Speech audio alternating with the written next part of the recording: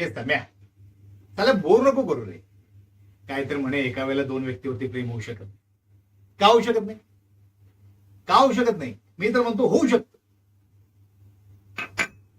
माझं नाही झालंय. माझं झालंय ना. आहेत ना माझ्याकडे शालू आणि माझी बायको, दोघी आहेत ना. करतो ना त्याच्यावरती तेवढंच प्रेम. मग आता मागच्या वेळेला बायकोने माझ्या शालूवरून राडा घातला. होतास ना तू?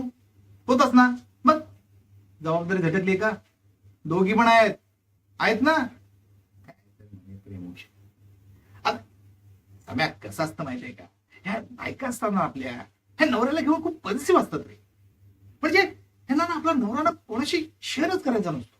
हा हा म्हणजे आपली बायको पण प्रत्येक नवऱ्याला आपलीच हवी असते, पण प्रेयसी पण हवी असते रे.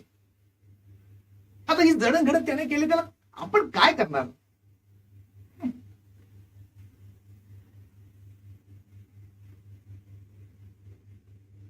सम्या, चला मला असं वाटतं ना तू माझ्यावर जळतोस. हो, तू माझ्यावर जळतोस. का? कारण तुला गर्लफ्रेंड नाहीये ना, म्हणून. मी तर म्हणतो ना, ज्या पुरुषाला सॉरी सॉरी सॉरी ज्या विवाहित पुरुषाला एकही गर्लफ्रेंड नसते, तेव्हा हे संस्काराच्या भाषा सुरू करतात. खरं आहे ना? करेक्ट आहे ना?